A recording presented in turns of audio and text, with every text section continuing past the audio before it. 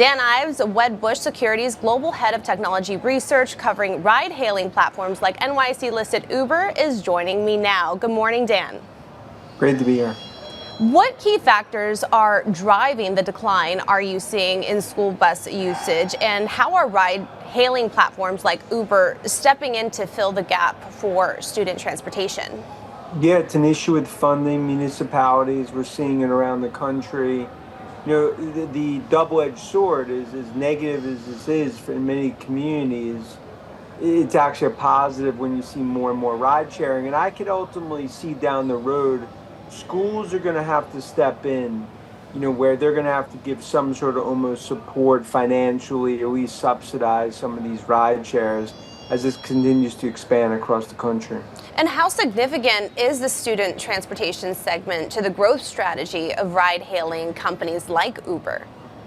Look, I think when you look at school, but I would encompass whether it's getting to sports, other activities, I mean, especially during the week, this is something that could be 5 to 7% of overall rideshare. So it is something, especially in, call it teenagers and some of the, where I'd say even the early, call it 15 to 17-year-olds. I mean, it's a growing population that are using Uber, even younger.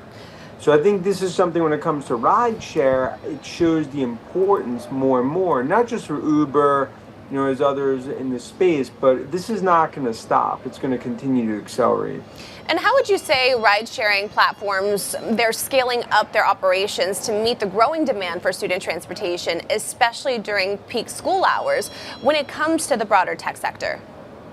Yeah, I think it's becoming more and more of a pain point because as more municipalities have cut off buses, parents are working, they can't drive their kids, especially on some of the hours, ride sharing is going to fill that spot. And I mean, it's no really different than what carpooling was when you go back maybe even 30, 40 years ago.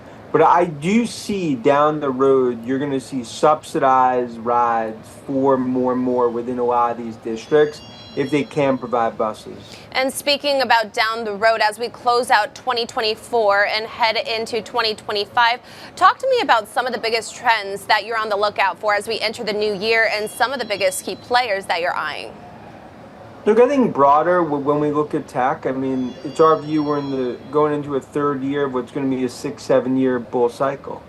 I think when it comes down to the AI revolution, it's a fourth industrial revolution playing out. But it's not just about Mag 7, it's going to spread out to the rest of tech, use cases on the enterprise, use cases on the consumer, which is, it's our view that tech continues to move higher given this once in a 40, 50-year generational trend. Now, as we see the new administration take shape this January, how do you think that's going to have, what effect do you think that's going to have on the broader tech sector? Yeah, I think we saw last week with Trump making the historic visit to New York Stock Exchange. I mean, it's a new age.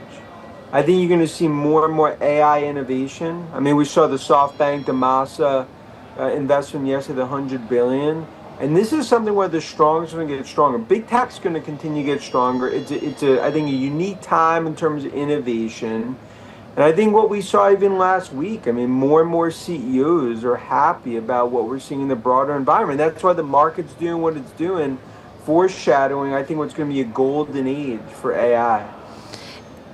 What's the biggest thing that you think investors should keep an eye on? I think you keep an eye on the second, third, fourth derivatives of AI.